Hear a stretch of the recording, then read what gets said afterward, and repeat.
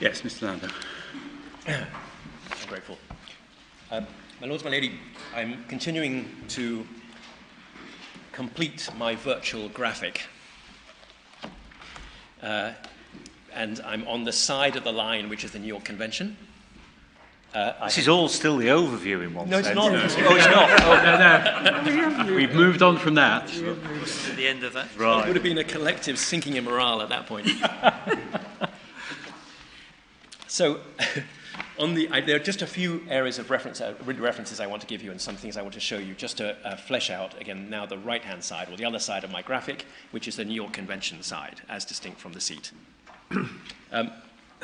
One of the consequences of double control is that the recognizing and enforcing court has adjudicative control over both the form and the substance of applications before it. So when you make an application for recognition and enforcement before a court in a particular country, it is that court that will have control over that application in terms of its form and in terms of its substance, and we say including its permissibility and its merits. So it is never for the seat court to try and dictate to a fellow contracting state's courts whether applications before that contracting state are permissible, whether they are correct in form or correct in substance.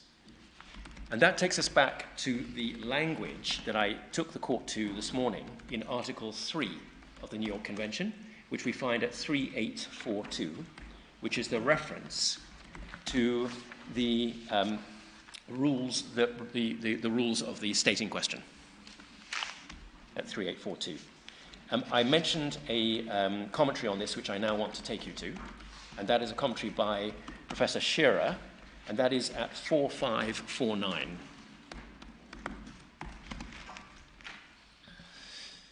Starting at the bottom of that page, heading 5, application of the recognizing and enforcing states' procedural rules. Article 3 provides that recognition and enforcement of awards is to be made in accordance with the rules of procedure of the territory where the award is relied upon. Then over the page. It applies to both recognition and enforcement proceedings and grants states wide latitude in how they regulate such proceedings, provided that the limits otherwise contained in Article 3, discussed below, are observed. Indeed, the procedural framework for recognition or enforcement proceedings varies widely among contracting states. Some countries have enacted specific legislation addressing the procedural rules applying to the recognition or enforcement of convention awards. In other countries, the recognition or enforcement of foreign awards under the New York Convention follows the same procedures that apply to domestic awards. Finally, legislation in some countries provides that the recognition or enforcement of awards under the NYC is governed by the procedures applicable to foreign court judgments. The phrase rules of procedure is generally construed in a narrow sense, i.e. the lex fori is considered to govern only the practical procedural mechanics of award recognition and enforcement. This includes, for instance, the following points, which are discussed in more detail below in the subsequent sections. One, the types of proceedings and the manner in which they are conducted. 2, the limitation period applicable to bringing a recognition or enforcement action. 3, the country and court authority that has jurisdiction to hear such proceedings. And 4, the provisional enforcement of decisions concerning the recognition or enforcement of arbitral awards, as well as the available legal remedies against such decisions. And then just dropping out to the next heading, types of proceedings and manner in which they are conducted. The lex fori determines the type of proceedings that may be initiated by the party seeking recognition or enforcement. For instance, the procedural law of the lex fori determines whether exequatur proceedings are possible or necessary before seeking to enforce the award. The lex fori also determines whether the award debtor may file for a preventative declaratory judgment rather than wait until the award creditor applies for recognition and enforcement. So, my lords and ladies, I show you that just again as going back to a submission I made this morning about the fact that it's built into the New York Convention itself, that it will be each recognizing and enforcing court that will take a view on the form of the applications before it. And that, again, is trespassed by the Court of Appeal judgment, which is saying, actually, you test that by the law of the seat.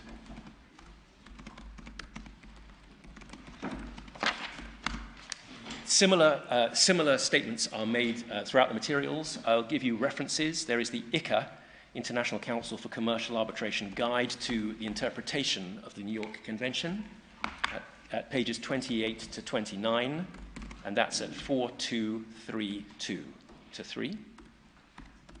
Maybe paragraph references.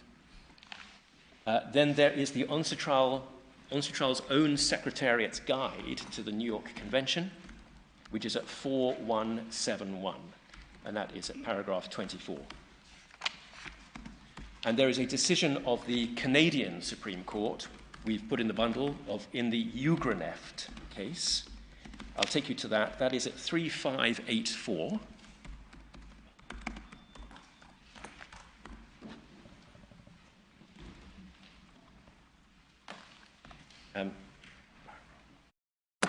Paragraph 19 of the Canadian Supreme Court judgment. Again, apologies, just for the sake of time, I'm diving straight into just a paragraph rather than setting the whole case out.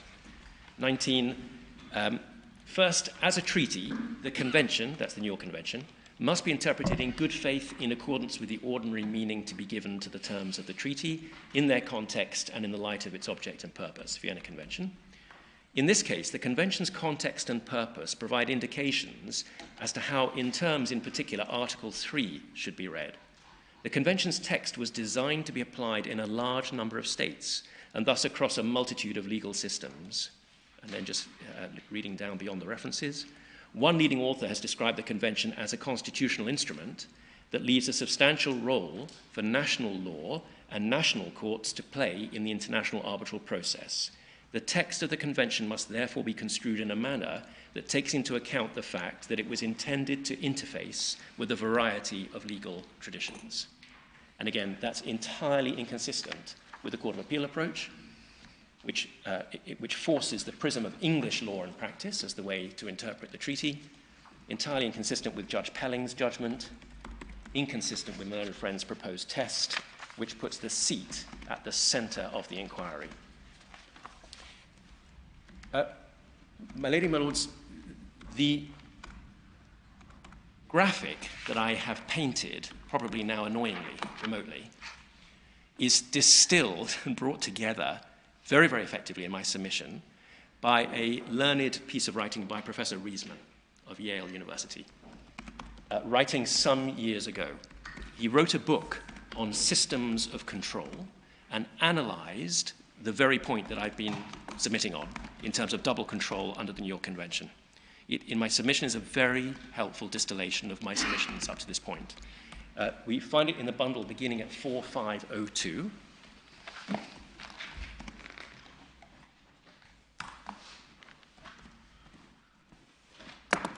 And I would like to just show you, if I may, just a few excerpts, starting at 4510. This is page 114. Professor Riesman says as follows, just picking up, it is in the first full paragraph, about halfway down, there's a sentence beginning, indeed, the legal effects. Sorry, which page are we on? It's page 4510 of the bundle. Oh, yes, thank you. So a sentence beginning, indeed, the legal effects, about halfway through the first full paragraph. Indeed, the legal effects which the Convention, that's New York Convention, assigns to the national judicial acts of the primary and secondary jurisdictions, just pausing there, that he means seat and recognition and enforcement, vary significantly. The secondary jurisdiction may only decide whether or not to enforce the award. The nullificatory consequences of decisions in secondary jurisdictions, if they can even be called that, are limited to this question of enforcement in that forum. But nullificatory consequences of decisions in primary jurisdictions have a universal effect. In terms of the dynamic of the Convention, once an award has been set aside in primary jurisdiction, it's not supposed to be enforceable anywhere else. Once a venue or a governing law is selected, the Convention gives to it a primacy with regard to the validity of an award. If an award is rendered, let us say in Switzerland, and is nullified under Swiss law, nothing should be enforceable in any other jurisdiction. However, if the award is rendered in Switzerland but enforcement is refused in France, where the award debtor has property, the French judgment should have no effect outside of France, even if it explicitly bases itself on a ground of nullity which would have nullified the award erga omnes had it been rendered in a primary jurisdiction. The award creditor may still seek enforcement simultaneously or sequentially in any other jurisdiction which is party to the convention. The critical difference then is radius of effects. As opposed to the nullification of the hypothetical award in Switzerland, a nullification in France has no effect beyond France. And then, if I can ask the court, please, to go to page 4512.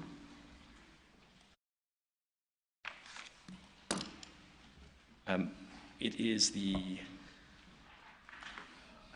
about the third full paragraph beginning the distinction between primary and secondary jurisdictions, is, in my view, central to the control system of the New York Convention and has been an important reason for the attractiveness of the regime to its various consumers.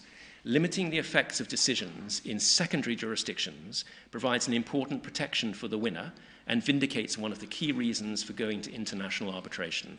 The parties initially sought the non-national, if not neutral, jurisdiction of their arbitration in order to avoid the potential bias of a particular national court or courts which might have a predilection for its national or affiliate. But arbitration is not an autonomous system. Because there's no international arbitral sheriff to enforce an award, those same national courts that could be skirted in the earlier phases must now be recruited for enforcement once an award is confirmed. And because the loser's national courts may be called on to enforce if the loser, as is likely, keeps substantial assets there, and because one of the parties' common purposes was to stay out of each other's courts insofar as possible, it is necessary to design a system which confines the radial effects of the res judicata of these secondary enforcers to their own fora in order to avoid the possibility of frustrating the entire arbitration.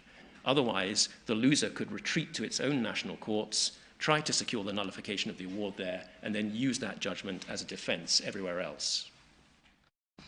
My lords, then just jumping the next paragraph, but one. But this control system must also have a primary jurisdiction if no forum enjoyed the nullificatory power with universal effect accorded to primary jurisdictions under the Convention.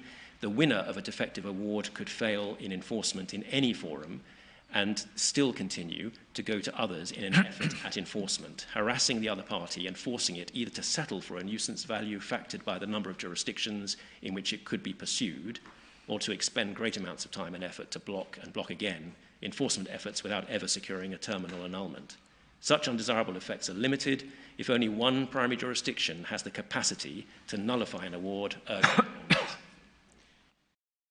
And then just lastly on 4514, after the quotation, there's a paragraph beginning, the possibility of the scrutiny of the award in terms of the standards of the primary jurisdiction, whatever they are, is an indispensable part of this control system. It's one half of the quid pro quo that is at the base of the implicit compact between primary and secondary jurisdictions. Without an assurance of the continuing possibility of such scrutiny at the behest of the loser, any secondary jurisdiction will be quite reasonably reluctant to buy a pig in the poke and to enforce an unsupervised private act, far less supervised than a foreign judgment, whose effectiveness requires the application of its own official power and whose consequence will be the removal abroad of the treasure of someone subject to local jurisdiction. So I think, forgive me for that long read, but that's quite an effective distillation of how double control works and how the two sit together and what the competing interests are. I mean, I'd read that before and I hadn't really focused on what I now realise are important words on 4510. It's not supposed to be enforceable anywhere else. Yes.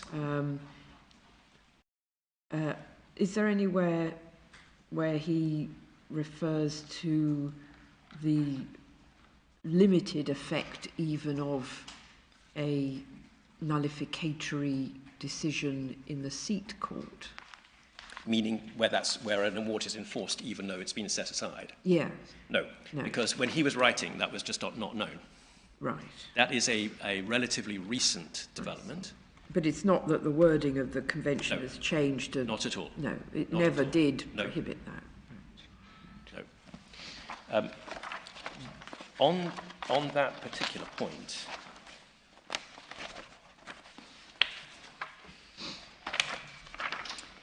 I wonder whether I can just quickly take this as an opportunity. I gave a wrong reference this morning to my Lord Sales, I think with reference to the Singapore judgment that I was referring to. There are two. I gave you a reference and said it was about issue estoppel, a Singapore judgment. And I realized afterwards I gave you a wrong reference. There are two Singapore judgments that I referred you to. One is on issue estoppel, and that is the India DT case. Is this the Chief Justice Menon point? Yes. And that is at 3257. The relevant pages are 3295 to 3330. And that was on the point where Chief Justice Menon doubts that an issue estoppel could arise from one enforcement court to another enforcement court, as opposed to seat court to enforcement court. The reason I'm raising it now is because there's a second Singapore judgment, which I fear I gave you the reference to this one instead. But this one is relevant to my Lady Rose's question. And that is the case of PT First Media, a 2013 Court of Appeal decision from Singapore, Chief Justice Menon again. And that is at 3433. And the relevant paragraph is paragraph 77 at 3453. I wonder whether we can just turn to that.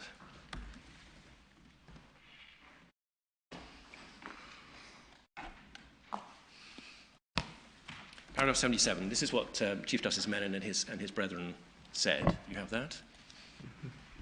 While the wording of Article 5.1e of the New York Convention and 36.1a5 of the Model Law arguably contemplates the possibility that an award which has been set aside may still be enforced, in the sense that the refusal to enforce remains subject to the discretion of the enforcing court, the contemplated erga omnes effect of a successful application to set aside an award would generally lead to the conclusion that there is simply no award to enforce. What else could it mean to set aside an award? If this avenue of recourse would only ever be of efficacy in relation to enforcement proceedings in the seat court, then it seems to have been devised for little, if any, discernible purpose. As such, we do not think that in principle, even the wider notion of double control can encompass the same approach as has been adopted by the French courts. The refusal to enforce awards which have not been set aside at the seat court may therefore constitute one of the outer limits of double control. However, this specific issue is not directly engaged in the present appeal. We offer no further comment beyond these tentative thoughts. That is to say that it is a French oddity. French arbitration law has a different view about what gives validity to awards, and they have a transnational theory that awards can be delocalized, not connected to the seat. That is something which English law has rejected. As Lord Carr, I think Lord Justice Carr perhaps at the time, famously in the Bank Mellat case, said that awards are not free-floating in the transnational firmament. They are tied to the seat, and that's the English view. So, my lady, that may be a long answer, but just to say that the point that's being raised should not be given too much airtime. There are some jurisdictions that say, well, maybe if a seat court has set aside an award, we can still go ahead and enforce it. It's not the mainstream, and it's certainly not something one sees from the architecture or structure of the New York Convention as such. But there are theories on it, just as there are on issue estoppel. But in my submission, it doesn't impact on the case here.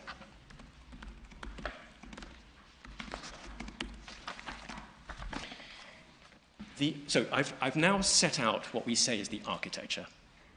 The next step is just to mention what may be obvious, which is that architecture forms part of an arbitration agreement.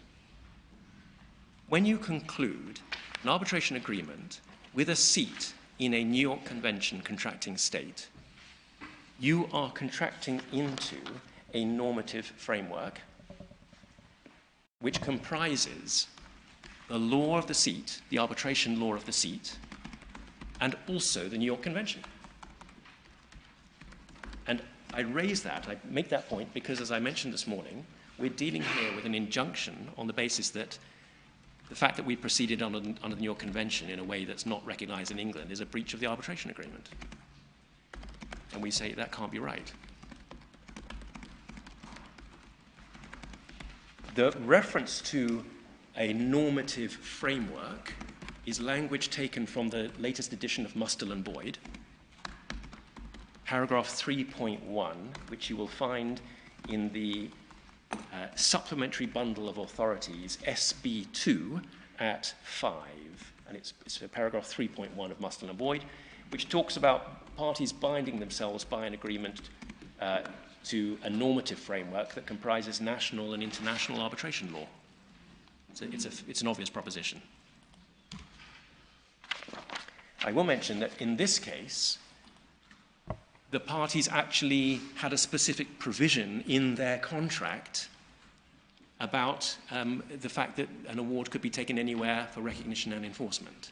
And that is section 18.5b of the power purchase agreement in this case, and the reference is 281.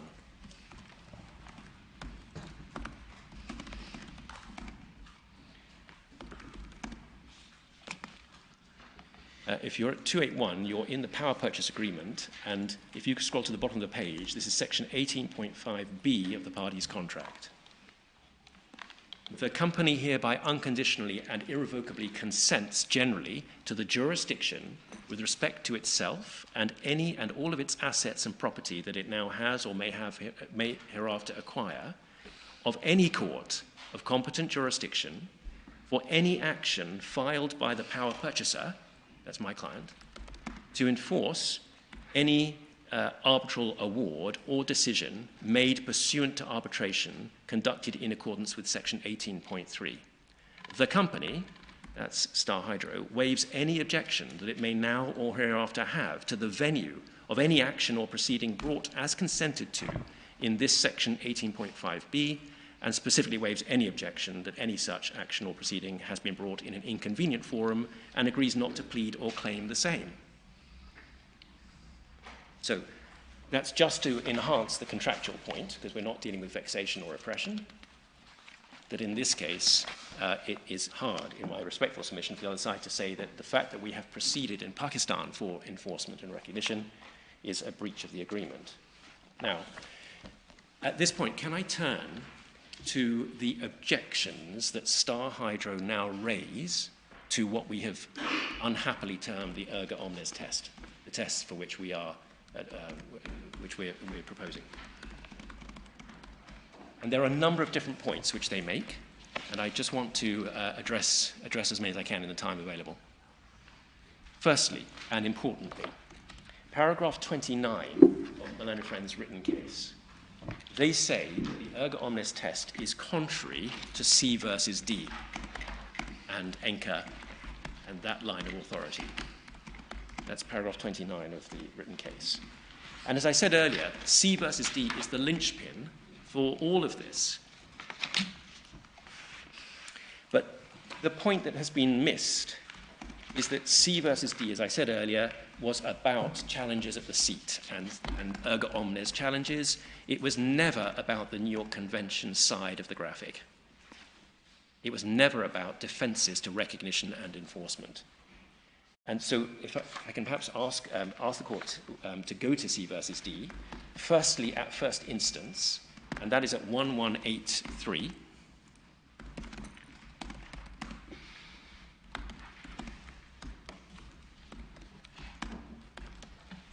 If you allow me just to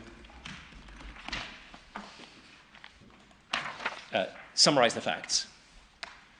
This case involved a dispute on the Bermuda form of insurance. There was a London arbitration clause, there was a dispute and an arbitration in London. The losing party intimated its intention to apply to a federal court in the United States, applying US federal arbitration law, to ask for the vacation of the arbitration award on the basis that the arbitrators had manifestly disregarded the law. And the action was called a vacator of the award. The other side argued before the court that this was an English-seated arbitration, therefore English arbitration law applied as the curial law, and that and that therefore this was in breach of the other side of the graphic. This was a remedy of setting aside, and it should therefore can only be brought in London. You couldn't bring it in the US. At first instance, Mr. Justice Cook granted an anti-suit injunction on the basis, and this is the paragraph that is repeated all the way through, that by agreeing to the seat of the arbitration, the parties had agreed that any challenge to an interim or final award was to be made only in the courts of the place designated as the seat of arbitration. And that's the language that my learned friends rely upon. But the case only ever concerned the mandatory provisions of Part 1 of the 1996 Act. It was only about setting aside. It wasn't about challenging recognition and enforcement. So if one goes to paragraph 24, firstly, at 1192,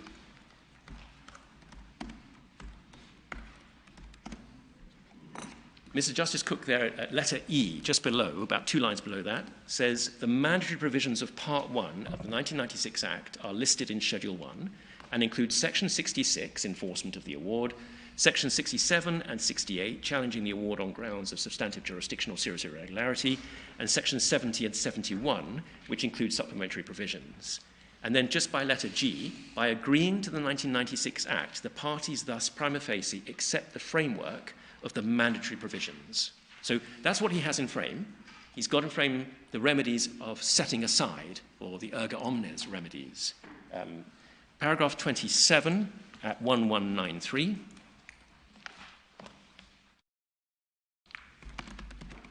He says, as a matter of construction of the policy and the arbitration provision within it, with its express reference to English law and the 1996 Act, I consider that the parties have incorporated the framework of that Act and agreed that it should apply to any arbitration between them with all its mandatory provisions and with its non-mandatory provisions, save to the extent that there is agreement to the contrary.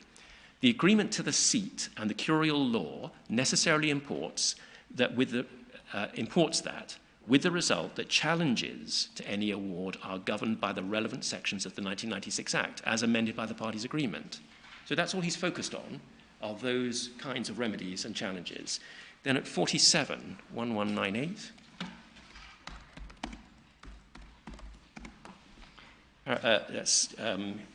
paragraph 47, as I've already mentioned, the 1996 Act has express provisions which deal with the challenges to awards, whether for excess of jurisdiction, serious irregularity, or appeals on points of law. By Section 58 of the 1996 Act, an award made by the tribunal pursuant to an arbitration agreement is final and binding, but this is expressly not to affect the right of a person to challenge the award in accordance with the provisions of this part.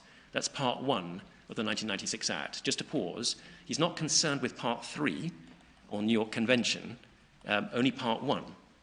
The agreement to the application of the provisions of the 1996 Act thus made the award final and binding, subject only to challenge in accordance with the terms of that Act, a point which is reinforced by the particular language of the arbitration provision, with its use of words such as finally and fully determined and final and binding. If one then goes... So what's the relationship between Part 1 of the 1996 Act and the New York Convention? None. Part 1 applies to any domestic any arbitration seated in England, Wales, and Northern Ireland. And how do you tell whether it's a New York Convention one? The New York Convention has its own scope application, scope provisions, and so it will be an award will qualify under the New York Convention if it has taken place in a New York Convention contracting state. There are provisions at the beginning of the New York Convention which say what it applies to. And the New York Convention is then reflected in Part 3 of the Act for awards that are coming into this jurisdiction from abroad.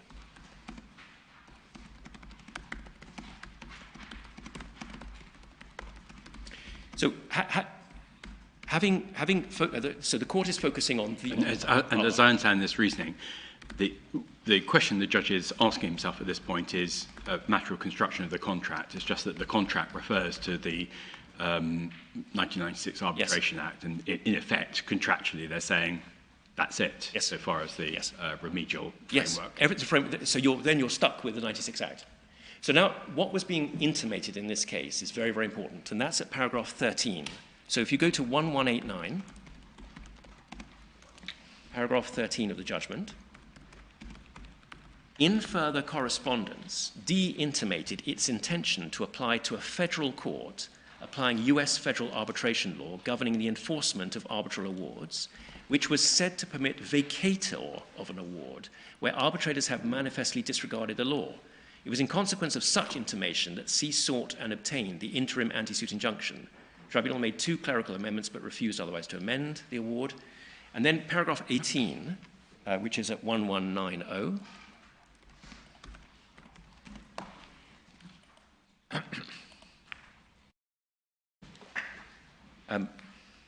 New York law, for the purpose of the argument, I'm also prepared to assume that D may be right in its contention as to the effect of New York law in relation to a challenge to the partial award. Thus, this was an issue which was hotly debated in extensive witness statement evidence. Sorry, that's the wrong reference. Sorry, forgive me. No, sorry. Yes, further down at just after letter H. The point about the proceedings that were being threatened in the US was that they covered a non-convention award. That was the point. So what was being threatened was a setting aside in the US because the award was not to be treated as a New York Convention award. So we get that just below letter H. Thus, notwithstanding the terms of Article 1.1 of the 1958 Convention, which provides that this convention shall apply to the recognition and enforcement of arbitral awards made in the territory of a state other than the state where the recognition and enforcement of such awards are sought, D submitted that the US Enabling Act limited the enactment of that article with the result that a foreign award arising out of a legal relationship entirely between citizens of the United States and without any reasonable relation with a foreign state was to be treated by the New York courts as a non-convention award. And then little 2, a non-convention award is governed by Chapter 1 of the Federal Arbitration Act, which permits a party to an arbitration to seek to confirm, modify, or vacate an arbitration award pursuant to sections 9 to 11 in any US court where venue is proper under the General Federal Venue Statute. Although not expressly stated in Chapter 1, a manifest disregard of New York law is by virtue of binding authority a ground for review. And then little 5, the partial award is a non-convention award in the eyes of the United States court because it arises out of a commercial legal relationship entirely between citizens of the US without a reasonable relation with a foreign state. So just to pull back and summarize, the judge is focused upon what the parties can only do in England, Section 67 and 68 setting aside. In this case, the losing party is threatened to go to the US and under a regime which is treating the award, which should be a New York Convention award, as a non-convention award and applying for a vacatur to get the award vacated for manifest disregard.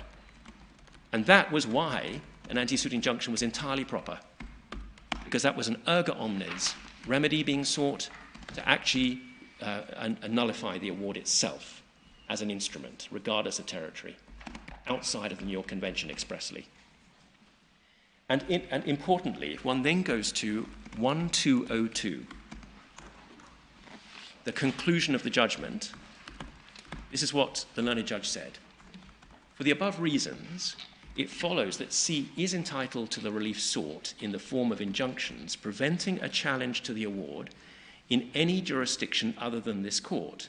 These future intention has been made plain, and absent an injunction or continuing undertakings to this court to the same effect, D will launch proceedings in the Southern District of New York.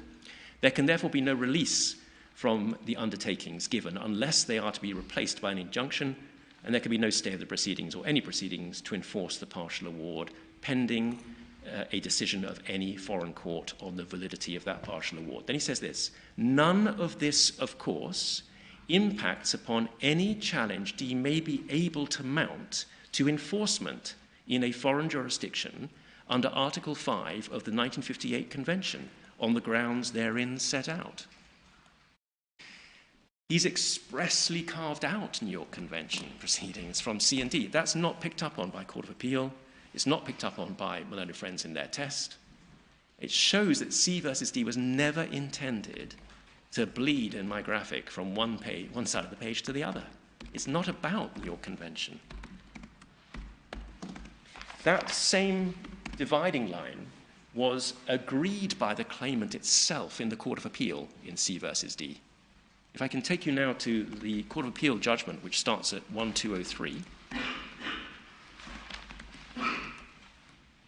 And if we can go to 1209.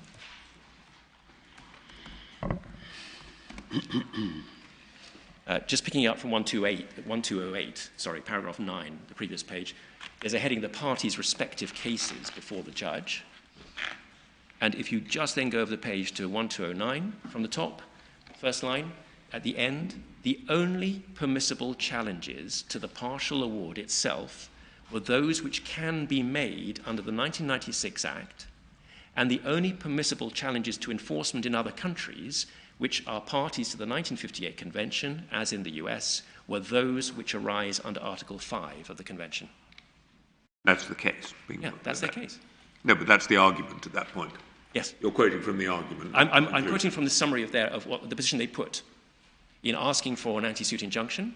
They were conceding. What they were saying was, if you're not within this... So this is the claimant's case. Correct. So it's saying what they're asking for and what what they're asking for it is. And, yes. And they, in their own submission... In their own submission, they carve out New York Convention.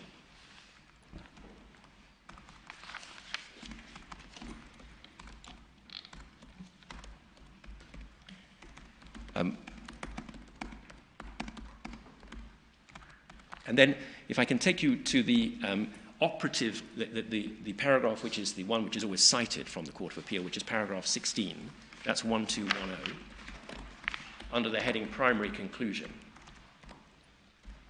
You will see that what was exercising the Court of Appeal was the overlap between vacator in America and Section 6768 in England. Sorry, which paragraph? Paragraph 16. 16, Yeah, page 1210.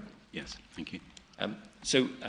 Lord Justice Longmore says, I shall deal with Mr. Hurst's arguments in due course, but in my judgment they fail to grapple with the central point at issue, which is whether or not, by choosing London as the seat of the arbitration, the parties must be taken to have agreed that proceedings on the award should be only those permitted by English law.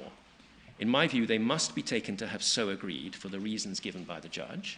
And then just at letter H, Mr. Hurst could not say and did not say that English judicial remedies for lack of jurisdiction on procedural irregularities under Section 67 and 68 of the 1996 Act were not permitted. He was reduced to saying that New York judicial remedies were also permitted. And then 3 lines down, no doubt New York law has its own judicial remedies for want of jurisdiction and serious irregularity, but it could scarcely be supposed that a party aggrieved by one part of an award could proceed in one jurisdiction, and a party aggrieved by another part of an award could proceed in another jurisdiction. So what the court is concerned about, just going over the page, 1211 to paragraph 17, it follows from this that a choice of seat for the arbitration must be a choice of forum for remedies seeking to attack the award. As the judge said at 27, as a matter of construction of the insurance contract with its reference to English statutory law of arbitration, the parties incorporated the framework of the 1996 Act. He said that their agreement on the seat and the curial law necessarily meant that any challenges to any award had to be only those permitted by the 1996 Act. So again, it's tying it to the construction of the contract, saying if you've chosen the London seat, yes, it's the panoply of things that you could, remedies available correct, to challenge in London. It's the panoply of remedies. And that's it. That's it. It's a panoply of remedies for attacking at the seat. Yes. The other side of the page is out of this. No. Well, in the sense, there are two other sides of the page. One is what happens to recognition proceedings, and that's just left out of account for the reasons you've said. The other side of the page is where they're going to try and do in New York what they'd agreed could not be done. Yes. But what he's saying is you agree to London as a seat. You have contracted to only challenge the award for erga omnes style remedies, 67, 68, in London, nowhere else. But it's a totally different story about challenging recognition and enforcement. That's the point I'm making. And the Court of Appeal and my learned friend are using C&D to bring it across to the other side of the page and say any challenge would include challenges to recognition and enforcement under the New York Convention. And that has been expressly carved out. And again, without wanting to repeat what I've said, the minute you do that, you then destroy the architecture and double control, for all the reasons I've elaborated this morning.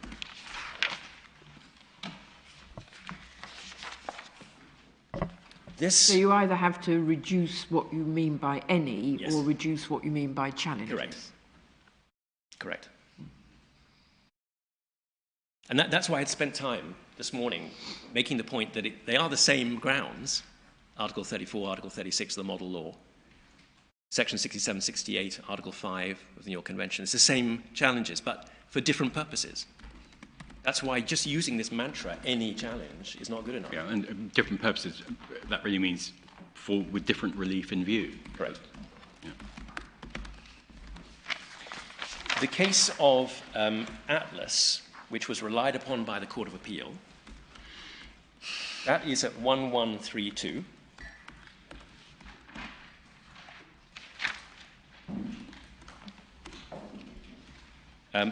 A decision of Mr. Justice Phillips, as he then was. And if you go to paragraph 23, which is 1138,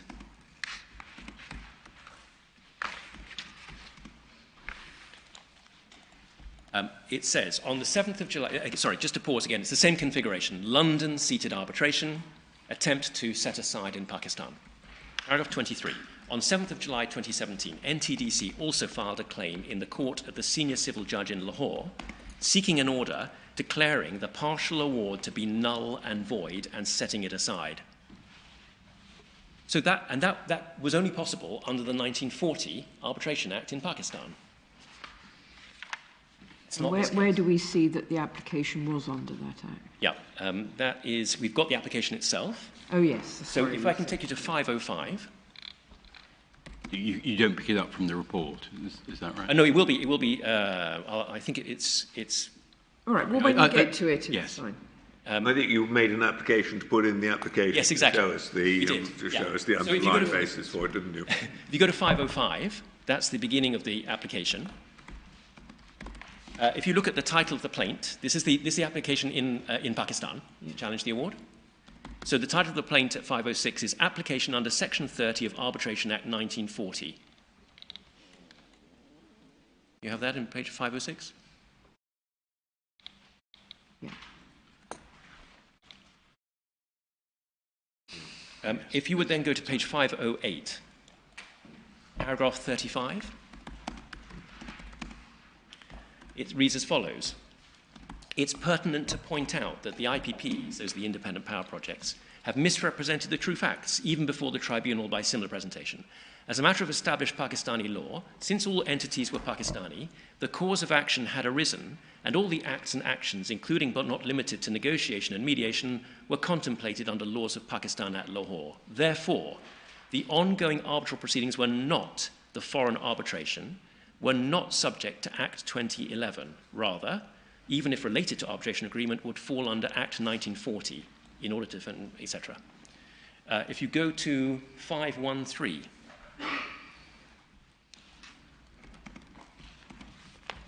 you will see the relief that's sought, or the grounds of challenge at 513, paragraph 98. Grounds of challenge, the award is liable to be set aside for many legal and factual reasons, and then the grounds are there. It's not about resisting recognition and enforcement. It's a straightforward 1940 Act set aside. If you go to page 519,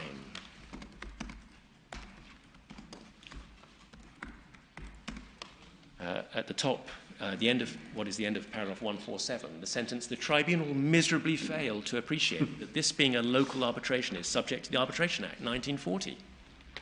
Sorry, which paragraph on that page did you say? It's paragraph 147, is the end of that at the top. 147. Yeah.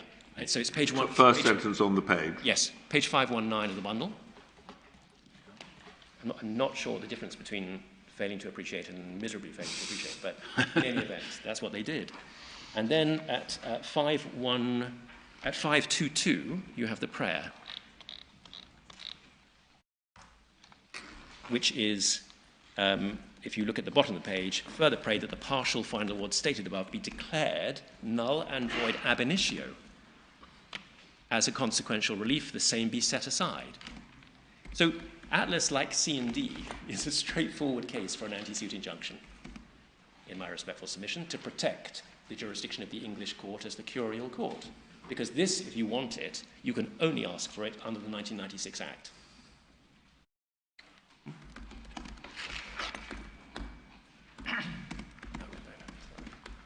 But that is totally different to this case. And this is what the Court of Appeal just didn't really focus on. It's not a 1940 Act case. We're under the 2011 Act. I'm going to, in my remaining time, I will take you to the 2011 Act and the Supreme Court authority in Pakistan, which shows you cannot ask for this relief under that Act. It's only New York Convention. So, what I've now, I'm complete the first point on this, which is the other side say the case that we're advancing is contrary to C versus D. The answer is it's not at all. C versus D is not about New York Convention. It's about this kind of activity of setting aside. It's on that side of my graphic, that side of the page.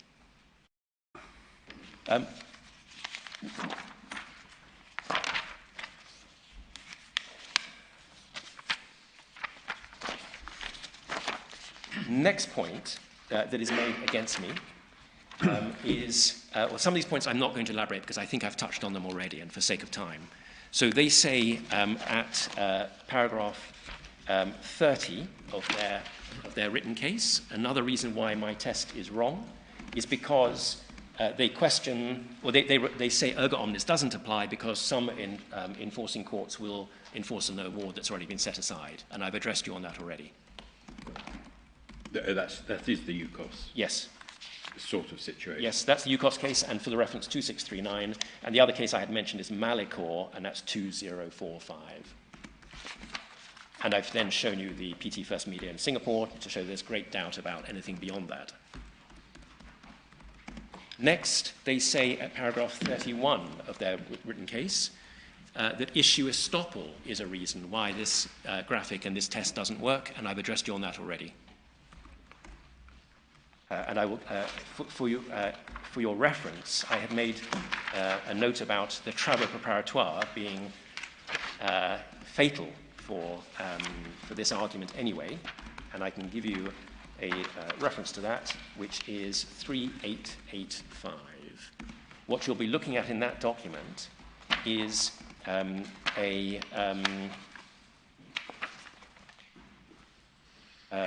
Secretary General's summary of discussions dating from March 1958, UNCITRAL, a UN document. It predated UNCITRAL. United Nations Secretary General document, and it goes through a number of different models that were being addressed at the time, and the reference I've given to you in the travaux makes clear that it was not acceptable for a recognizing and enforcing court to be stuck with determinations that would be imposed upon it by other courts.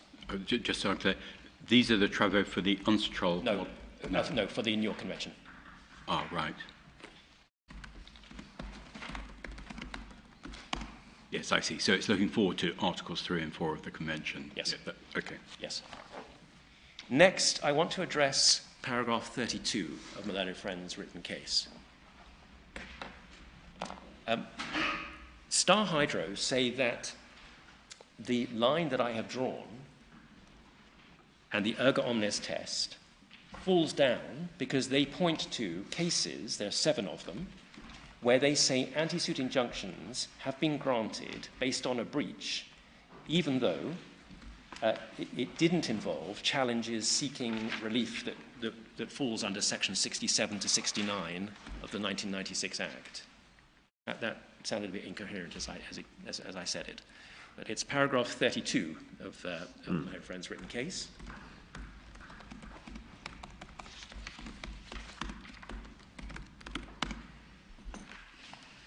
Well, most of these seem to be about cases where people have tried to relitigate the issue that was decided in the arbitration. That's the point. My Lord, I think perhaps...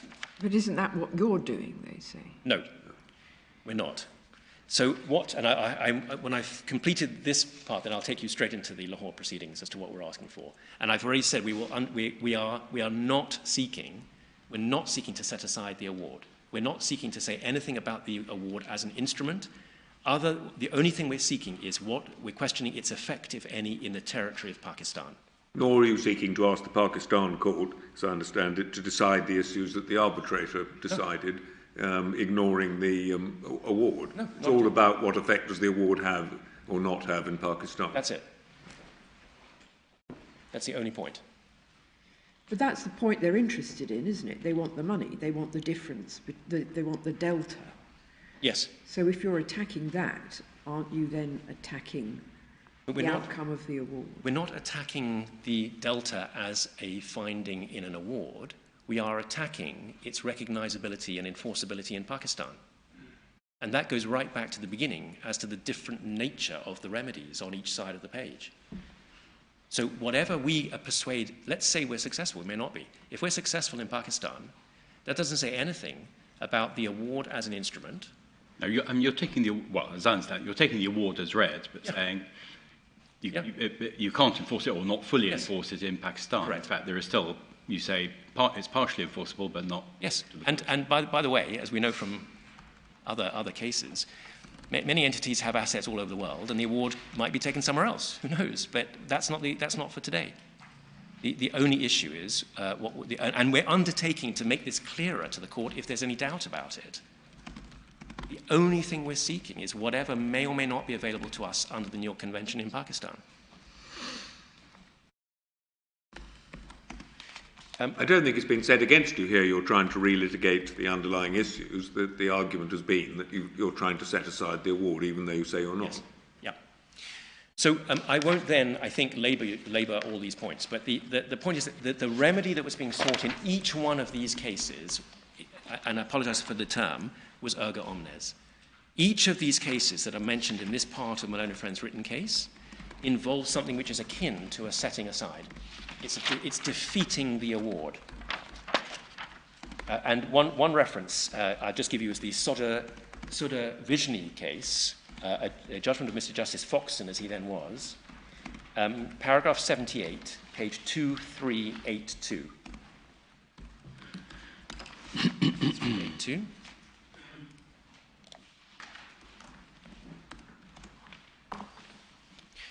This case was actually about anti-arbitration injunctions, but he goes through different categories of challenges that may be made to an award. And in paragraph 78, he says, an alternative approach which I find strongly persuasive and which suffices for present purposes arises from the fact that there will be cases which fall both within category 1 and category 3. And then he says, because the attempt to relitigate the contents of the earlier award is sufficiently fundamental and substantial as to be fairly characterized as an attempt to challenge the earlier award by a non-compliant challenge. And by non-compliant challenge, he means a challenge not at the seat. So he's simply saying, of course, there will be times where if you go behind an award and try and relitigate, you're effectively trying to annul the award. And that's not limited to one territory. That's an attack on the instrument for all purposes, erga omnes. So, each of the cases Learned Friend relies upon, Noble and Girling, that is paragraph 32A of his written case. You find that case at 2143 in the bundle. If you go to 2158... Well, you may be going behind it, but there's a more straightforward reason, isn't there, that you've by agreeing to arbitrate, you've agreed not to litigate anyway. Yes. And some of the cases have that as another ground. And actually some of these are also about vexation and oppression. Okay. Then I think perhaps, I'm not sure I need to go through each of these cases, but each one is looking for, it concerns an erga omnes or equivalent remedy. They're all attacking the award itself in different ways. And that goes all the way through to paragraph 36B of Malone and Friends' written case. So that is the architecture of the New York Convention and how it fits with the courts of the seat, and that is the concept of double control. And that now leads me to the next part of my submissions, which is to take you through what's happened in Lahore. Yes. And the award itself. Now, I need to give you just a bit of background on this. It's in the statement of facts, and it's in our written case. But I'm just going to summarize the factual background very briefly. Then I'm going to summarize what happened in the award, which is critical. And then I'll take you to what's happened in the proceedings now in Lahore. And that is, although it's a little bit of a journey, that is important to understand what we're asking for. So the beginning is electricity in Pakistan. It is a highly regulated area, as in many developing countries. And as with many areas, access to electricity is so important that there's actually Supreme Court authority in Pakistan which elevates it as part of the right to life in Article 9 of the Pakistan Constitution. The reference we have is a decision of the Supreme Court at 2864. So it is incredibly important in Pakistan law. Consistent with that importance, the pricing of electricity is highly regulated. And it is in the hands exclusively of one entity called NEPRA, N-E-P-R-A. NEPRA, by something called the NEPRA Act, has exclusive responsibility for regulating the provision of electricity, and that means determining tariffs, rates, charges, and any other conditions for supply of electricity. And that's not just to consumers. It's not just a price regulation, the price that's charged to consumers, as I understand. Not just consumers. Not just consumers, yeah. No, so it regulates this B2B contract, Yes. And we've given, the NEPRA Act sets this out. I'm just giving you references, 3687, Section 7 of the NEPRA Act. Once NEPRA makes a decision on tariff, that is published in the official gazette in Pakistan. And at that point, it becomes part of Pakistan law. It's an important point. Can I take you to the award where that is stated, the arbitration award in question in this case? And that is at 445.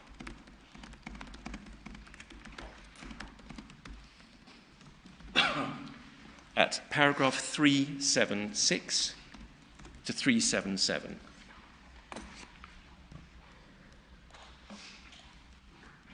So 376. While claimant alleges that there is nothing in the PPA preventing the sole arbitrator from departing from NEPRA's determination of 29th of July, it has not disputed the fact that as a result of its publication in the Gazette on the 2nd of August, this determination forms part of Pakistani law. 377. The sole arbitrator agrees with Respondent that NEPRA's determination of 29th July 2020 is now part of Pakistani law, and that this is a reality regardless of whether any such determination was required by the PPA or by law. And the PPA? Is the power purchase agreement. Oh, yes, okay. And that's where the arbitration agreement is in the PPA. I should just to help you through the facts, just let me step back and just give you the context. This is a fight over tariff. Tariff is set by NEPRA. Only NEPRA can set tariff. The other side of the power producer, disagrees with a tariff that NEPRA has set, says that there's a contractual formula which actually gives you the tariff under the PPA, starts an arbitration and asks the arbitrator to calculate the tariff, essentially, by applying a contractual formula. Well, whether the arbitrator was right or wrong in his analysis of the relationship between the statutory and contractual regimes is neither here nor there, as far as we're concerned, is it? No, but it's very important to understand the remedy that he gave and what we're asking for enforcement of. All right. It's very important for that. So that's I'm just giving the broad measure. So it's accepted that the minute that NEPRA sets a tariff and it's published in the official gazette, it becomes Pakistani law. And that means an application to the arbitrator for a contractual tariff has got to reckon with the fact that Pakistani law might be inconsistent, because NEPRA has set a tariff. That's the point. When you say it becomes Pakistani law, yeah, it then becomes illegal for Star Hydro to charge National Transmission any price per kilowatt hour other than the price set by NEPRA. And not possible for my client to pay for it at that price. Because that also would be unlawful. Yes. That's the problem where we get into public policy and non-arbitrability. That's why I'm painting this picture for you, to understand what the issue here is, not asking whether it's right or wrong. This is just how the facts sit. There is Pakistan law in cases which are in the bundle showing that nobody else apart from NEPRA can set a tariff. And you'll see cases at 2837, 2911. You'll see, I'll give you references to that.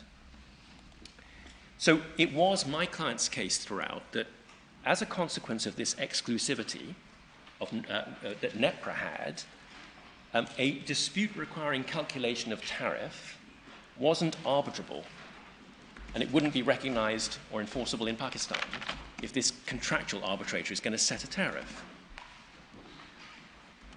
There was a previous example of this already. There was a previous case before the Lahore High Court involving the same contract and the same parties, where a previous arbitrator made a ruling that impacted on the tariff that was payable. And the Lahore High Court refused to recognize and enforce that part of the award on the basis it was not arbitrable and contrary to public policy. And the reference to that is 2933.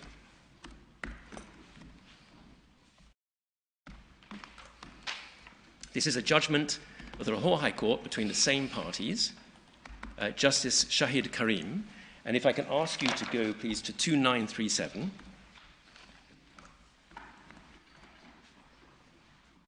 This is paragraph 6 of the judgment, and just picking up about 8 or 10 lines down, there's a sentence beginning, the issue regarding debt servicing. Actually, I should just explain what the point was. I'll just explain it, it's simpler. In this previous dispute, a previous arbitrator had held that contractual delay damages were payable, what were called principal debt damages. They were payable between the parties, despite the fact that those damages had already been incorporated into a tariff that NEPRA had determined, which would be recoverable through the life of the project. So NEPRA had determined a tariff.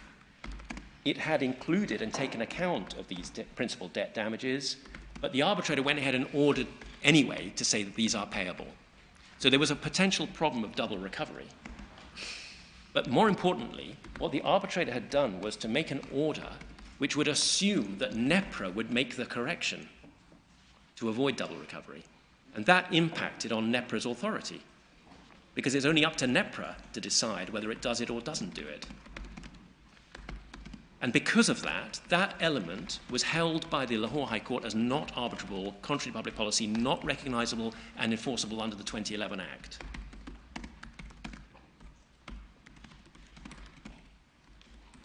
And we see that then just in the wording here. If I can take you back to 2937.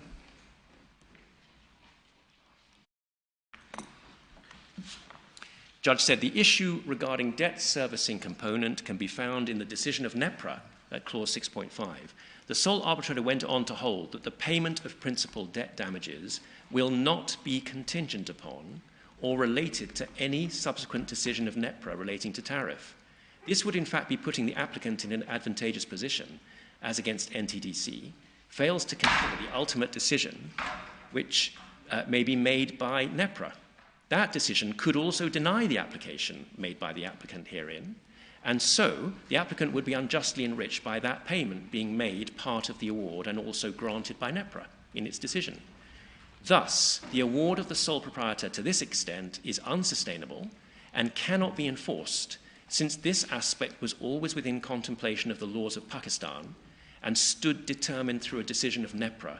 No claim could be brought by the applicant regarding this amount before the sole arbitrator at LCIA.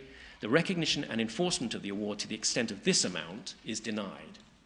So it's partial recognition and enforcement by the Pakistan High Court and non-recognition because of the area that intruded on the discretion of NEPRA.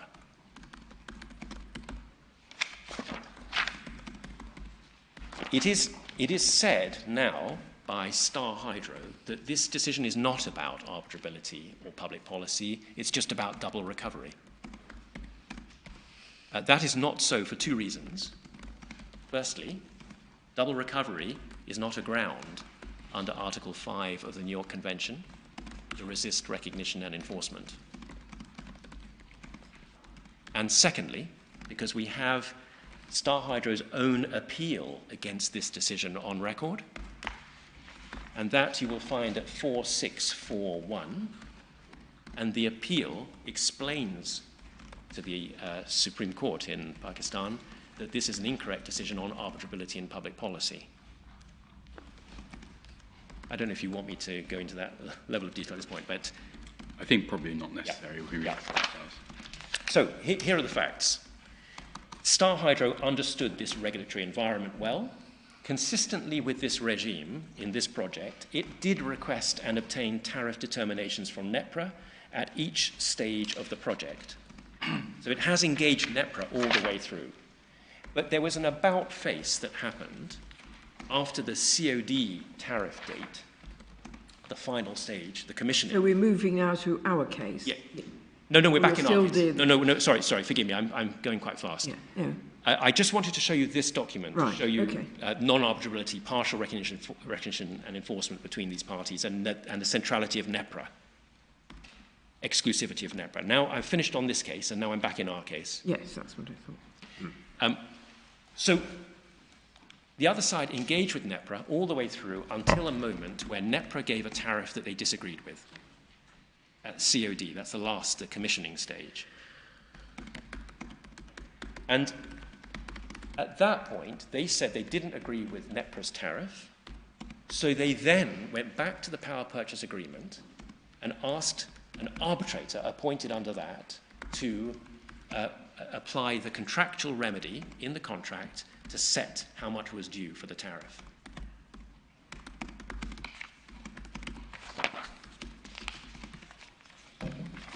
And what's important is to look at the relief that they sought from the arbitral tribunal.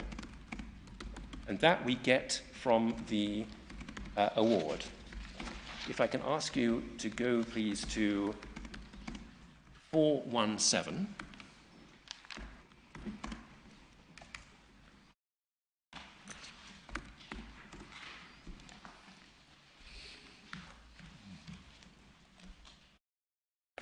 Is paragraph 234 of the award, where Star Hydro's position is summarized. It says, Star Hydro's primary position is that NTDC has breached the PPA by failing to agree to the mechanism for adjustment of the COD tariff set out in Schedule 1 of the PPA, and or failing to make payments in accordance with that adjustment. But for this breach, Star Hydro submits that it would be receiving the tariff payments to which it is entitled, which reflect the costs it invested into the project. It therefore claims that it is entitled to a declaration of the tariff at COD in accordance with Schedule 1, as well as contractual damages in the form of payment of the balance between the tariff payments to which it claims it's entitled and those it has actually received from NTDC to date with interest. And then if you go back to paragraph 75 of the award, that's at page 382, you will see the relief is set out, is quoted at paragraph 75.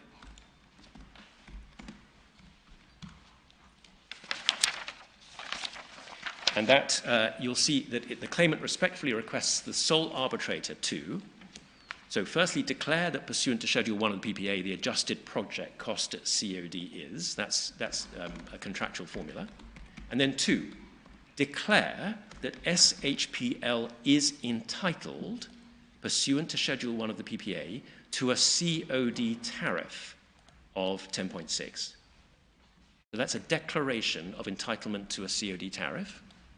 And then 3 is an order to pay the balance of the COD tariff to the extent not compensated by the tariff paid by NTDC up to the date of the award. That's the delta, the difference between the two.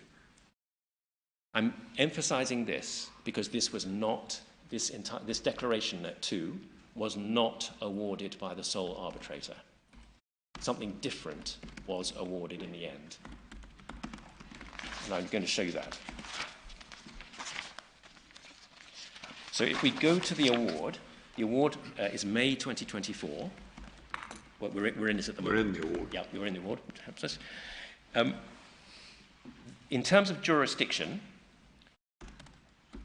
the tribunal confirmed that NEPRO had the sole authority to set electricity tariffs as a matter of Pakistan law. For your reference, that's paragraphs 126 to 127 of the award, page 395 of the bundle. But the sole arbitrator considered that he could still opine on matters of contractual interpretation. So even though we've got this idea of exclusive authority with NEPRA, NEPRA sets the tariff which is Pakistan law and binding. Somehow between that, the tribunal says, but I can still rule on contract between these parties and make a contractual declaration. So immediately we've got two things which are in competition. Some sort of contractual determination, and then the regulatory situation which applies as a matter of Pakistan law. And that's the key to this. So can I take you now, please, to page 400.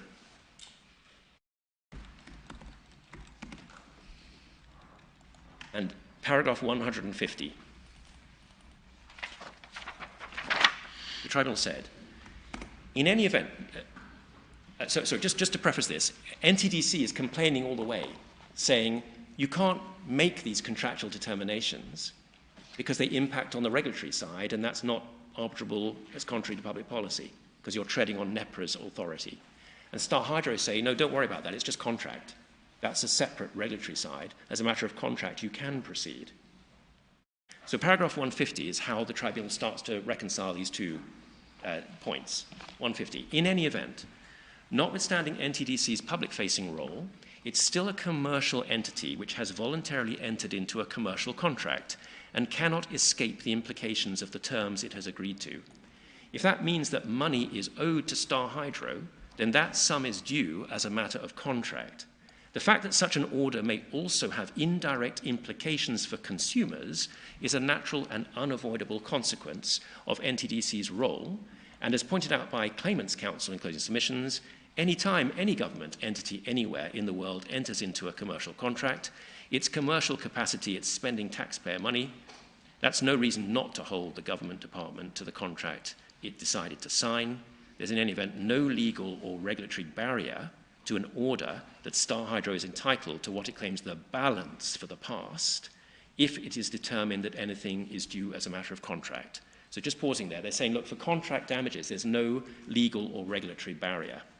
Then carrying on at 151, it therefore follows that whilst the sole arbitrator has the authority to opine on matters of contractual interpretation, in the event that it is determined that a correct application of the PPA would in theory lead to a different tariff than that which was published in the Gazette, the parties would need to address this misalignment amongst themselves going forward.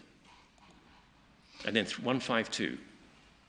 With respect to claimants' requested relief for the past, however, a declaration as to the theoretical consequences of the application of the PPA would serve a practical purpose. If it is established that the application of the PPA would in theory result in a different tariff than that arrived at by NEPRA, it is within the powers of the sole arbitrator to order payment of the delta between the amount which should have been paid and what has actually been paid to date. Since that is a purely contractual matter, and there's nothing in Pakistani law which would prevent such an order, the fact that such an order may have indirect implications for consumers, as stated above, natural and unavoidable consequence. We then get to paragraph 371 to 376, and then 377, where all this is pulled together by the tribunal. He's got these competing ideas of Pakistani law, what is the regulatory position, and then what can he do by contract. If I can take you to 445.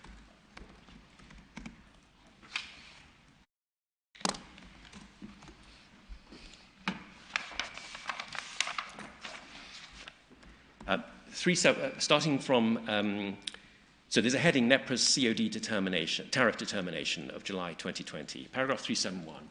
As has already been established, the parties are in agreement that only NEPRA can determine and approve the tariff for electricity in Pakistan. This is also the clear position under Pakistani law. 372. Rather, the dispute centres on whether the sole arbitrator can declare that the application of the adjustment mechanism set out in Schedule 1 of the PPA leads to a different calculation of the project costs and COD tariff than that found by NEPRA in its determination, and whether such a declaration amounts to a departure from NEPRA's determination. 373. It has already been established that on a purely contractual level, there's no barrier to an arbitral tribunal opining on provisions set out in a commercial contract which contains an arbitration clause and issuing decisions as to the interpretation and application of that contract, and that the sole arbitrator must determine questions of contractual interpretation and application arising out of the specific contract. To this extent, the sole arbitrator is not prevented from reaching a different conclusion as to the consequences of the application of Schedule 1 of the PPA than the conclusion reached by NEPRA. This is notwithstanding the fact that NEPRA's tariff, published in the Gazette on 2nd August 21, provides that Star Hydro is allowed to charge tariff of rupees 8.3924. As stated previously, the fact that this tariff is published in the Gazette does not necessarily mean that it arose from a correct application of the contract.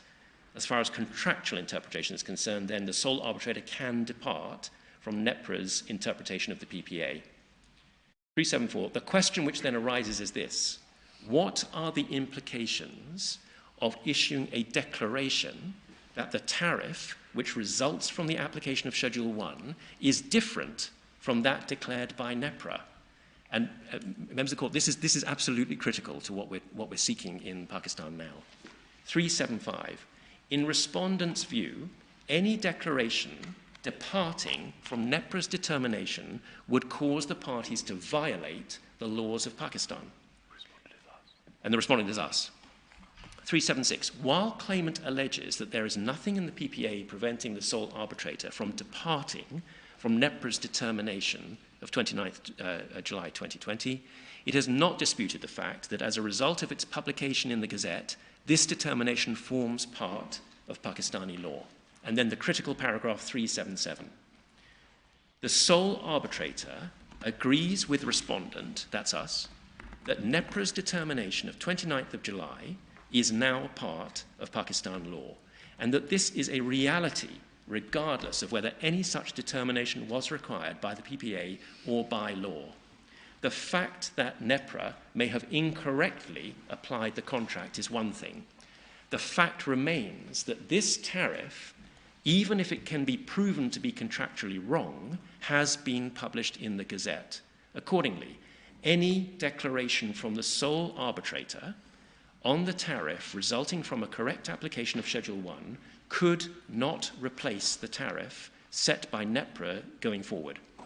The most that such a declaration could achieve with respect to the current and future tariff would be to identify a misalignment between the law and the contract on the basis of which the parties can work together with the relevant authorities to remedy the misalignment going forward.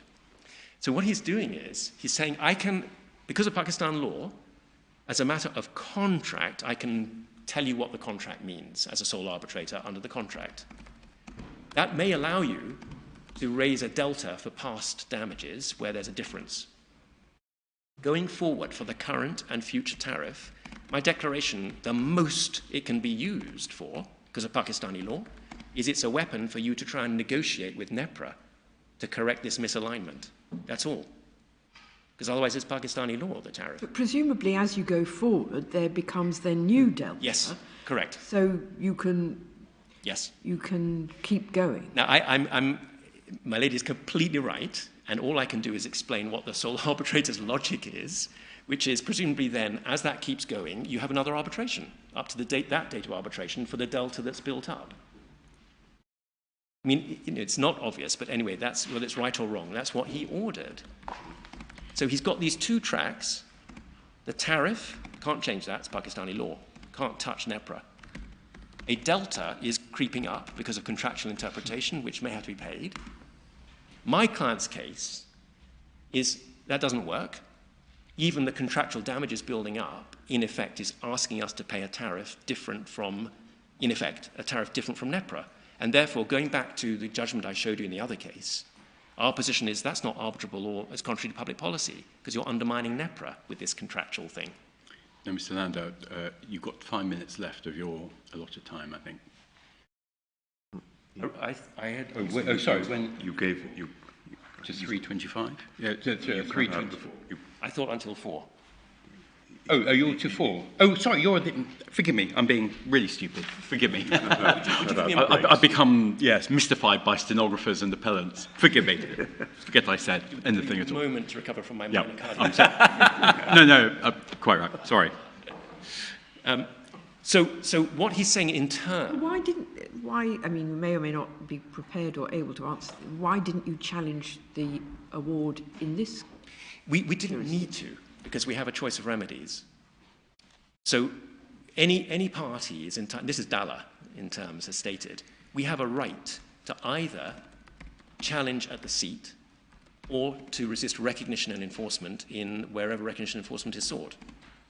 And that's part of the double control. And that's all this, the paragraphs I showed you in Dalla saying you can't be criticised, because Dalla was a case of recognition and enforcement in this country where... No, I understand your answer. Yeah. Forgive me, I know I'm reading a lot, but I just want to follow through the paragraphs, just the following ones here, because the distinction here again is drawn between a declaration of tariff and this contractual animal that's happening in parallel. So 378, with respect to the past, however, a declaration as to the consequences of the application of the PPA would serve a practical purpose for the claimant, as it would give rise to a contractual claim for the delta between the amount which should have been paid and what has actually been paid to date. Notwithstanding NTDC's public-facing role, it's still a commercial entity, and I won't read all of this because this is the same as we had seen in earlier paragraphs. 379, the fact that such an order may also have indirect implications for consumers is a natural, unavoidable consequence.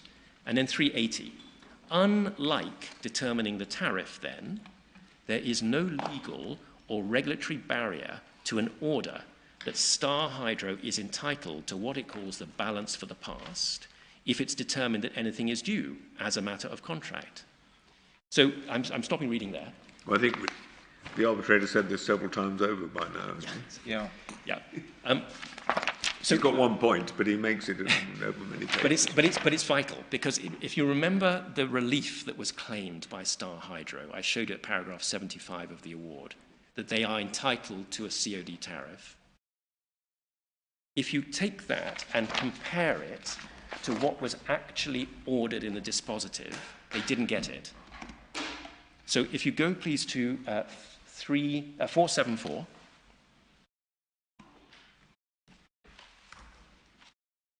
I mean, you're not disputing that this seems a very strange way to articulate and reason through what's going on. You might say, surely you've either got a contractual damages claim that is valid, or you haven't, on the grounds that it's illegal or contrary to public policy. And this attempt to drive two possibilities is not, at the moment, striking me as particularly rational or logical, but this is not what we're here to decide. Not what you're here to decide. So, and the only reason I'm doing this, I know it's a painful task at this time of day, but the only reason I'm doing this is because it's vital to explain what we're asking for in Pakistan. Yes. So, perhaps I'm sorry to do this, can I just remind you of the wording of paragraph 75 of the award first? If you go to 382 first, and remind yourself what was actually requested by Star Hydro. And then compare that to what was actually ordered in a dispositive, and it's different. So what was actually ordered is at 474.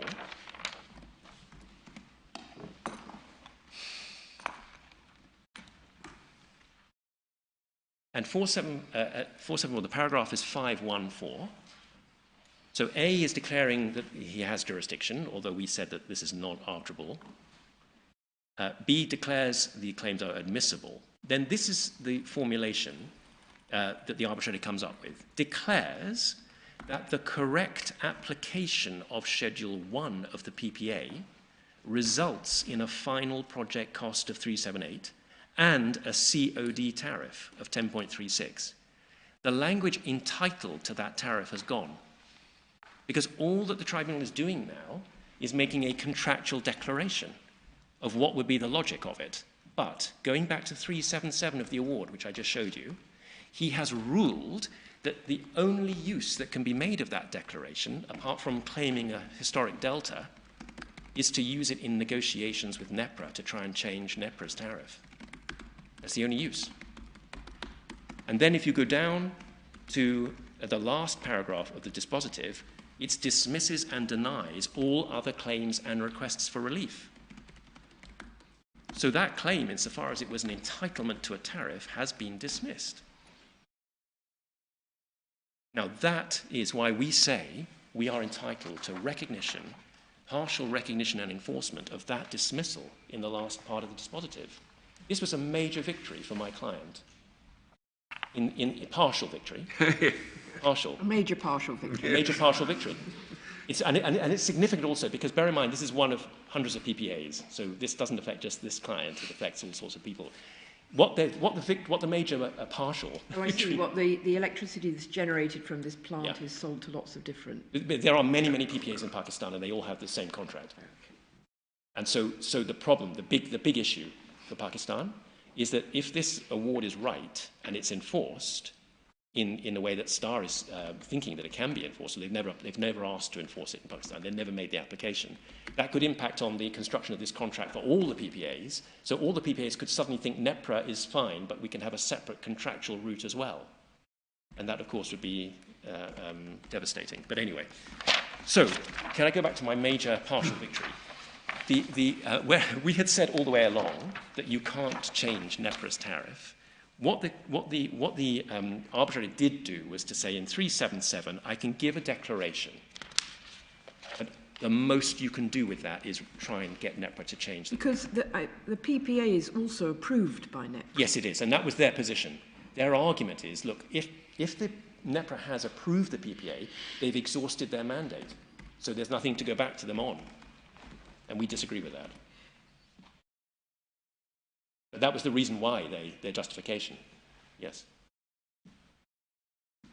Now, just very quickly, and I know my time is running, although I do have a bit more time. What happened? So you're essentially saying that this is a favourable decision in your... Not completely. No. But there's part of it. As far as the dispositive. Well, part of it is favourable, which is the last bit, which is says it's denying what was actually... Dismissing all the other... It's dismissing the entitlement. And that's essentially what you're trying to have. That's what we want affirmatively enforced.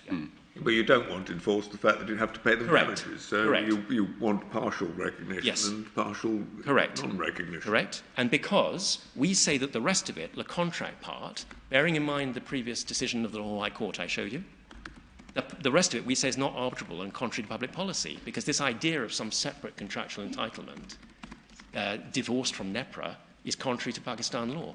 And in the end, if we have to pay, even past damages, we're going to be forced to act contrary to Pakistan law, even if you call it contractual damages.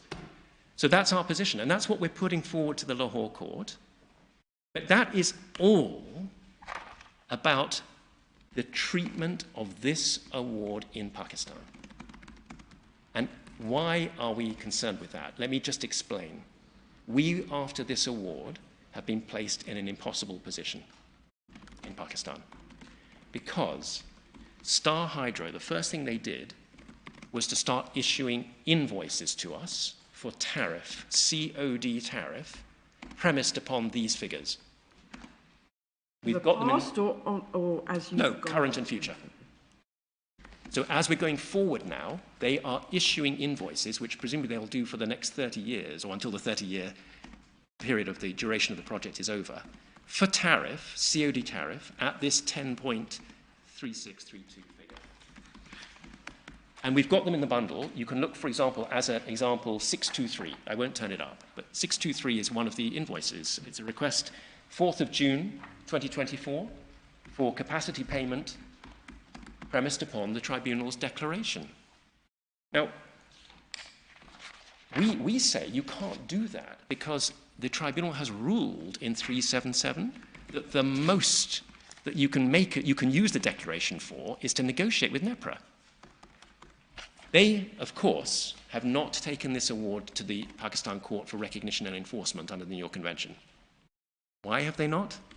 We can speculate, but we know the previous decision of the Law High Court, which said any intrusion on NEPRA is not arbitrable, contrary to public policy. So they don't do that, but they keep issuing invoices. So at that point, we are placed in a very difficult position in terms of our obligations. So the step that was taken, which in my respectful submission is perfectly understandable, is to ask the Pakistan court for partial recognition of that dismissal of the claims which links to 377 and the findings which are identified in the Lahore plaint that NEPRA has exclusivity, only NEPRA can set the tariff, and that a declaration cannot be used as a basis for a tariff invoice. It can only be used to negotiate with NEPRA. You're also, and I'm not saying you shouldn't be doing this, but effectively, aren't you asking for non-recognition yes, we are. of the, other half? Yes, we are. Yep. And the other half, we are asking for non-recognition, and basically our primary position is we're only asking for this part to be partially recognised and enforced. And the logic of that, as we've set out, is we're not asking for the rest because we say the rest is not recognisable and enforceable because it's contrary to public policy and arbitrability. And can I just... I think you're saying it's relevant that we understand that you're asking for part to be enforced, but it shows that the nature of your proceedings in Pakistan are not to annul, correct, seek to annul correct, the whole award. Correct. I mean, the bit that you're asking for non-recognition of includes the invoicing for the past delta. Yes. And can I just go back to recall the structure of Article 5 of the New York Convention? I told you there are two groups of defences. We're under 5.2, not 5.1. And 5.2 is what the court is entitled to raise ex officio, sua sponte, or any other Latin equivalent. It can raise it itself. Follow that for the public policy bit, but the non-arbitrary... Same. That's the same. Same. Also under That's the first limb of 5. First limb. Oh, is it? Sorry. First limb. And arbitrability is generally considered a public policy consideration. In fact, if you look at the Travo, it's only because of historic reasons to do with the Geneva Convention that arbitrability has been separated from public policy, because actually it is public policy. It's what a particular state will allow to be arbitrated. Thank you very much. So these grounds upon which we say that the rest of the dispositive are not recognisable and enforceable we can invite the court to raise it, look at it themselves. I mean, it's something that's in their gift. The fact that we do that should not be a breach of the arbitration agreement. It's simply an implementation of Article 5 of the New York Convention. We could put it affirmatively to the Pakistan court and say, number one, we apply for recognition and enforcement of part of it. Number two, we apply for a declaration of non-recognition and non-enforceability. And that's the German, what happens in Germany, and we've put in our submissions, it happens in many other countries as well. There's an open question whether we can do that in Pakistan. Let the Pakistan court decide that. But equally, there's nothing wrong for us to say we're asking for partial recognition and enforcement of this bit, because we want them to stop invoicing us. And we invite the court under 5.2 ex officio to consider whether the rest of it contravenes public policy or arbitrability. That's up to the court. Throughout this, we are not asking for set-aside. We are not asking for an annulment of this award. And I have to take you then to the Lahore application itself to make that good. The Lahore application is at 495. Sorry, that's the prayer for relief. 475, thank you. It begins at 475. And this is where I need to take you to the 2011 Act. Because the point that I keep making is, under the 2011 Act, we couldn't ask for set-aside. So if you look at the heading at 475, it's under the 2011 Act, which is the New York Convention implementation. The 2011 Act is at 3667, and I'd like to take you to 3669, which is the relevant section.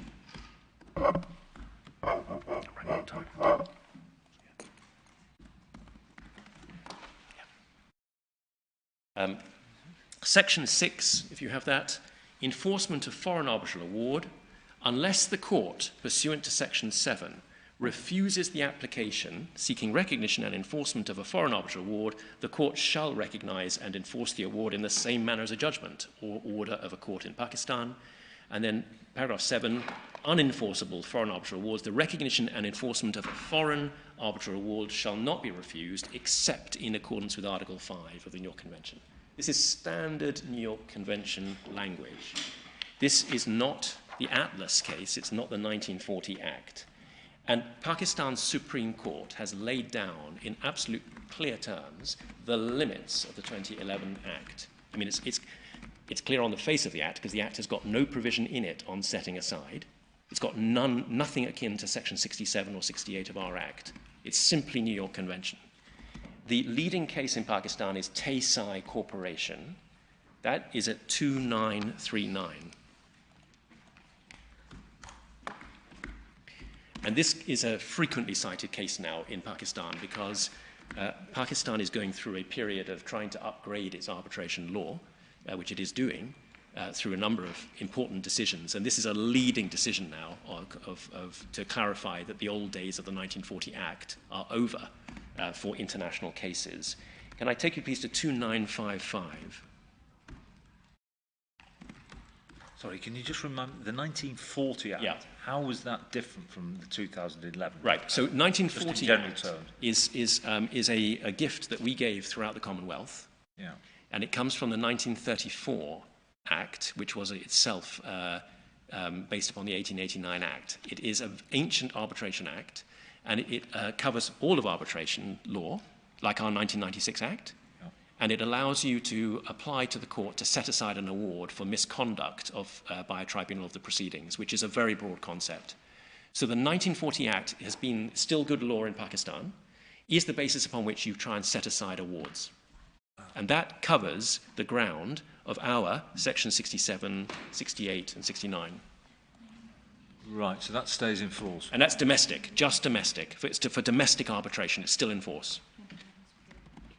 And it's not in force for foreign arbitration? No, 2011 now is New York Convention. Replaced it. The argument in Atlas Power was that it really was domestic arbitration, as I understood it, and therefore they could invoke that Act. Yes, exactly. Sorry, I think I've given a very complex answer to.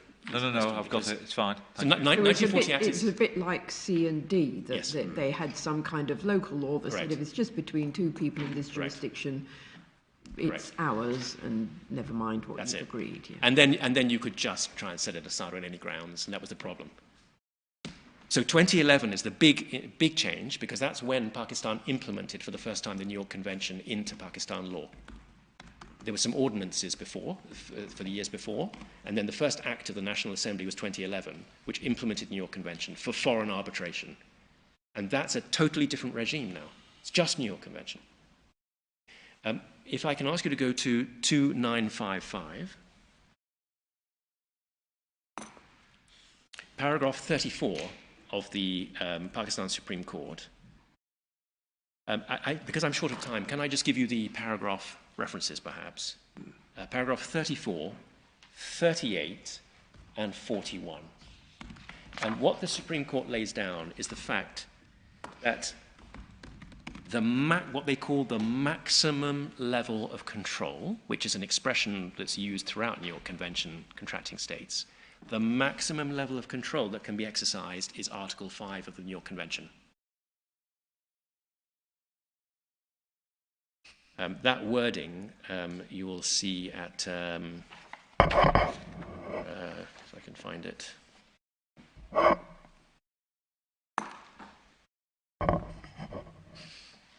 It's in the judgment. It's in 38. Yes, that's it. Thank you very much. And that's critical. So we can't ask the court for anything more than Article 5. Again, Court of Appeal missed that point. That takes us to the relief we're actually seeking. And if you look at it at 495,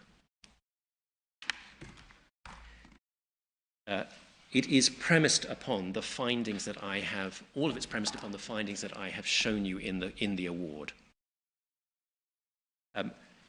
if you look at A, this court may kindly pass a judgment and order to recognise and enforce the award in terms of paragraph 30 hereof. Now, if you go back to paragraph 30 of this document, that sets out, it lists findings that I have shown you in the award.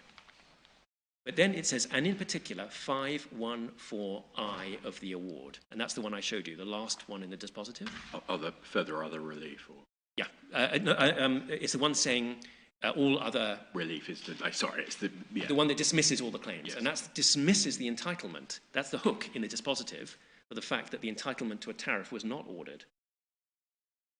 By holding that, the little one, only NEPRA has the power to determine, approve or alter tariff for electric power services under the laws of Pakistan, including in respect of import of electricity generated by a project located in Azad, Jammu Kashmir, and post-COD indexations and COD tariff being part of Pakistani law applies to the project unless altered by NEPRA. So that is a statement simply of the exclusivity of NEPRA, and then consequently, the assumption of jurisdiction by the sole arbitrator vis-à-vis contractual assessment of the project cost and tariff at COD is a nullity in the eyes of the law, and accordingly, paragraphs 514A to 514H are neither recognisable nor enforceable under the 2011 Act.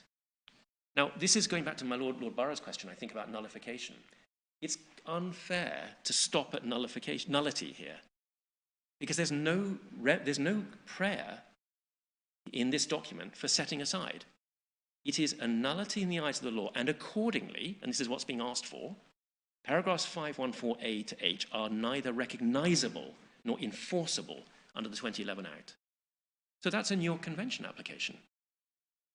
Why are they not recognisable and not enforceable? Because there are nullities as a matter of Pakistan law. That's about arbitrability and public policy. That's not setting aside. And that was a mistake in my respectful submission to the Court of Appeal, simply saying, well, nullity means you're doing what was being asked for in C&D. But we're not, and we can't. We simply can't as a matter of Pakistan law. And whether we can or can't, and whether this is right or wrong, must be a question for the Pakistan court, not the English court. Prayer B, subject to A, above, and in the alternative, this court may kindly pass a judgment and order by declaring that in terms of paragraph 35.2 above, no amounts are payable by the applicant to respondent number 1 pursuant to paragraph 514D of the award. This has been explained in our submissions, and it's been explained in detail to the Pakistan court in further submissions, which are on the record. This is an alternative application for full recognition and enforcement, but with quantification. So it says in the alternative, which is an alternative to A, this is that a judgment may be passed recognising and enforcing the whole award, but quantifying what that delta is. Because it's my client's case that the delta actually is nil, because the formula, when you apply it, the formula that the tribunal ordered, means there isn't a differential, as we had paid a certain amount up to that date.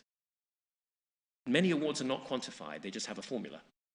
And so it will be for the recognising and enforcing court to apply the formula. So, sorry, are you saying that even on its own terms, the arbitrator was wrong to say that there was a delta of a substantial amount? Well, he didn't say whether there was a delta or not. He said there would be an obligation to pay the delta, but it had to be calculated. Yes, but if he sets the per kilowatt hour rate at a higher rate than you've been paying, then there must be a delta. Yes, but that assumes there is a differential, and in my client's case is no, because of indexation and various other factors. In fact, we haven't paid below that. And that's just on the facts. So you've been paying at a rate higher than the so there's no contractual rate. Right. And that has to be worked out. But the other side are not going to the court for recognition and enforcement. They're simply issuing invoices.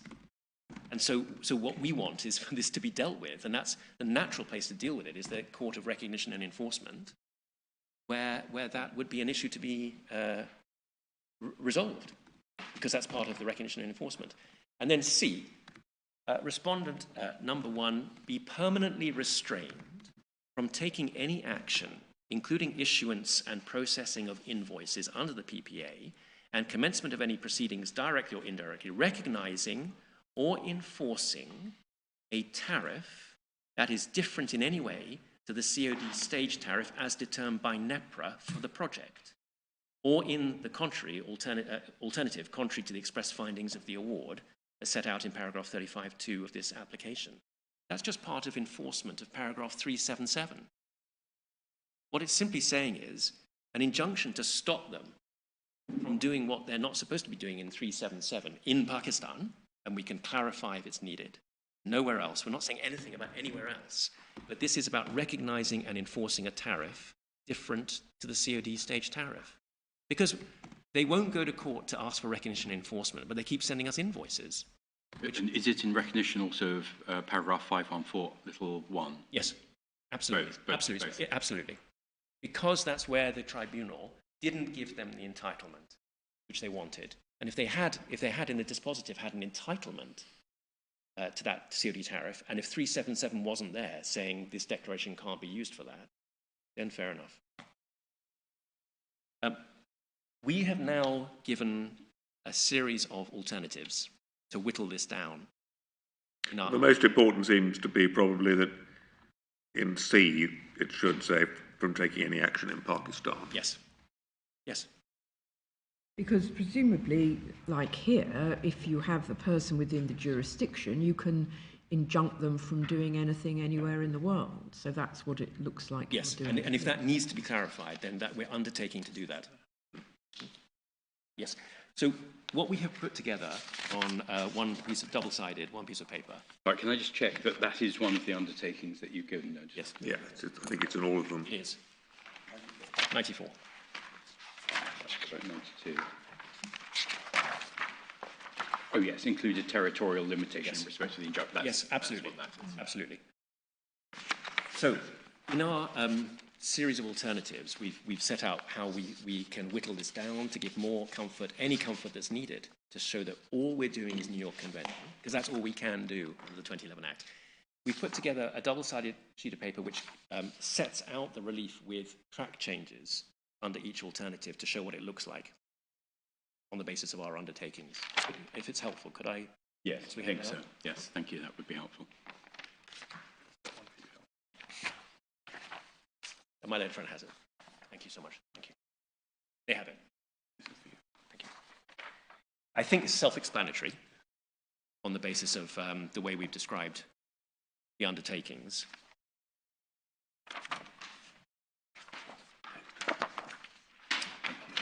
So this is in replacement for what's at page 495. Correct.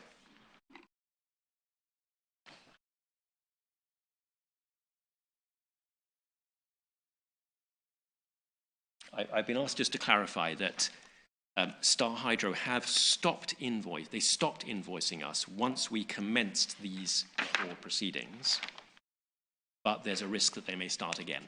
So when I said that they keep invoicing us, I've been asked just to clarify. When we did start these proceedings in Lahore, which are now enjoined by the English court, they stopped invoicing. But of course, there's nothing to say they won't start again.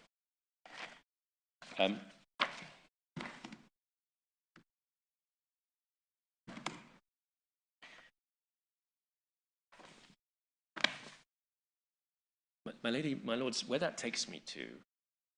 And sorry, are these in a priority? Is this a priority? Yes, it's a cascade. Right. So your primary one case is alternative 1. Right. It follows that. Yeah. Okay. Yes, and it's in the heading. Each one it says written case paragraph 94, written case paragraph 95. There are 3 alternatives, and written case paragraph 96. So these are partially, I did ask you before whether the undertakings offered were unconditional. I mean, as I now understand it, they are partially contingent on us having concerns that would be met by a particular thing. Yeah. Right. And we phrased it that way in our written case. We've said insofar as there is a concern that, and then we give an alternative, and we say insofar as there's a further concern or the court is still concerned, then we give another alternative. But your primary case, as I understand it, is you say if we make the modifications at paragraph 94 of your case, alternative one here, that actually is sufficient. Yes. And we should be allowed to proceed Yes. in Pakistan Yes. seeking those Yes. matters as prayer. Yes. And I think you also say that's what we always meant, albeit it was rather unfortunately phrased at 495. Yes. So And- you're not conceding that you are restricting the nature of the relief that you at any time sought from the Lahore. That is High Court. correct. And that's correct because, Because it's under the 2011 Act, not the 1940 For that reason. Act. My calculations, I have 7 minutes left. Can I just say where I've got to in the course of submissions? I've now... What it's worth, 9 minutes by my adjusted calculation. I For arguing about the minutes, it's like... I don't know if the... I caused you a near heart attack. I know what I was going to say. I don't know what the rules are for injury time. But I had, which may seem like a long time ago, when I charted out my intended course, I said I'd start with issues 1A and B, and that's what I've now covered. So I've made submissions after my lengthy overview. I made submissions on the test that has to be applied. I've made submissions on what has happened in Pakistan and what we're asking for and why. The conclusion from all of that, in my respectful submission, is that the Court of Appeal was plainly wrong, that this is not a C&D case, that this is a case where we have not breached the arbitration agreement by commencing New York Convention proceedings in Lahore. And that means, going back to my graphic, we are squarely and firmly on the proper side of that line. We are not encroaching on the exclusive powers of the seat court. And what we are seeking in Pakistan could not be brought before the English court. It's recognition and enforcement. It's not setting aside. It's properly before the Pakistan court, and therefore there's no basis for an anti-suit injunction. Of course, we may be completely wrong in our New York Convention application. There may be any number of reasons of form and substance that the Pakistan court considers are against us. But that is for the Pakistan court, not for the English court, and it must be tested by Pakistan law, not English law. Now that leaves what we have called the merits issues. And those are the issues that motivated the Court of Appeal, where it applied English law and asked the question, can you seek recognition and enforcement of points that are common ground? Can you ask for a preemptive application, recognition and enforcement, non-recognition and non-enforcement? Can you, in the circumstances of this case, ask for partial recognition and enforcement? Is this severable? Is paragraph 377 severable from the rest? Now, we've addressed those on the merits in my written case. My submission to you, the primary submission, is you should not be looking at those issues because they're all for Pakistan under Article 3 of the New York Convention and the flexibility that every contracting state has under the double control system. So it's not for this court to rule on whether Pakistan should allow preemptive applications, whether Pakistan or how it decides on severability of awards or common ground issues. So you're saying, in the event that we're against you and we decide that what the Lahore court can do is governed by what the seat court can do, then this is what the seat court can and can't do, and hence what the Lahore court can. Well, if you're against me and follow the approach of the Court of Appeal, you would then, as an English court, through the prism of English law, make findings on how the New York Convention should be applied in Pakistan. And I've made submissions on that, but I'm not taking my time on it because in my respectful submission, that would be totally... It's completely flawed. Completely flawed. Completely flawed. In the same way as this court would not take kindly to the Pakistan court telling it. Sorry, let me make it more emotive. This court would not take kindly to the French court telling us. But it's not telling the court what to do, it's telling the parties. Correct, of course. But one knows that indirectly, that's the result, that's the impact of it. I have detailed submissions on these. I don't have time to make them anyway now on the merits, but maybe in reply I would come back if that becomes an important point. The last area that I've not covered is if you are against me and consider that we have breached the arbitration agreement by asking for what we're asking in Pakistan, then under the established approach on anti-suit injunctions, you would have to, there's a consideration as to whether there are strong reasons not to proceed in that way under the test. And we've set out a list of those reasons in my written case, which perhaps mercifully at this point for you, I don't have time to cover.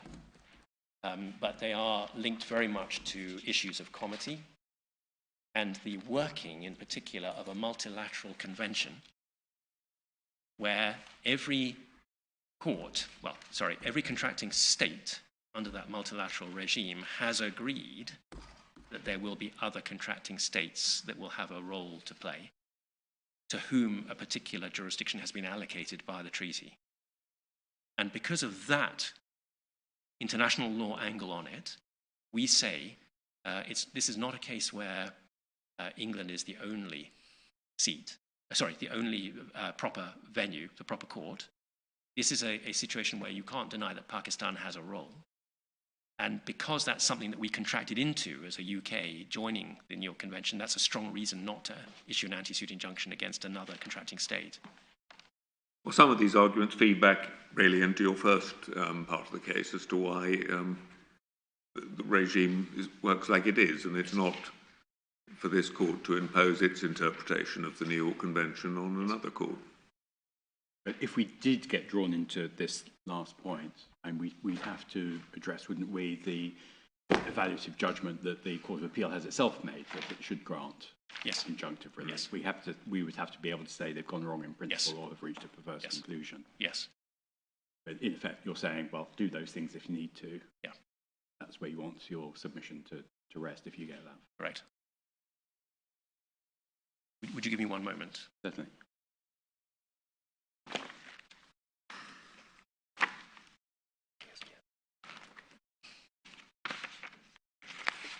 There's one further point I need to make, and then I'll sit down. Yes.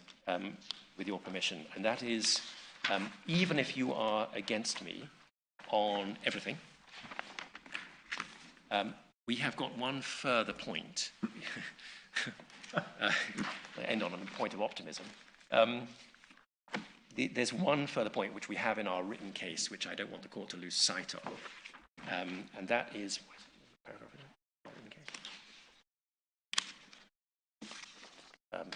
It is You've lost sight of it, have you? Sorry. Sorry? You've lost sight of it? No, I'm just trying to get the reference. But the point is that the existing order that the Court of Appeal has made, page 127 of the body. Yeah. So if you look at the order of the court made, sorry, this has become a jumble. If you go to 127 of the bundle and look at the order... Sorry, just before we get there, you said there's another point made in your case. Can you just give us the paragraph number in your written case? Yes. Paragraph 74. 74. Yeah, paragraph 74. Thank you. So 127 of the bundle, it's paragraph 3D of the order that the Court of Appeal has made, which we say, on any view, regardless of everything else that I've said, is just too broad on its terms. The wording is, shall not commence or pursue any claim, suit, or other form of legal or arbitral proceedings against SHPL arising out of or in connection with the final award, other than by application to His Majesty's High Court of Justice. That would prevent my client from applying, plain and simple, for recognition and enforcement of the entire award, without saying anything else. Which could not, you say, be contrary to the agreement. Can't be right. And of course, there are good reasons why, even if, which we deny, even if you were to characterize us as having lost on everything in the arbitration, we still have an interest in recognition and enforcement if we want to, for res judicata purposes, stop this being relitigated. So it's just too broad on its terms. Yes. My lady, my lords, unless I can give any further assistance, those are my submissions. No, thank you very much, Mr. Landau. So we'll pause there. The court will now adjourn. We'll resume at 10:30 tomorrow morning. Thank you.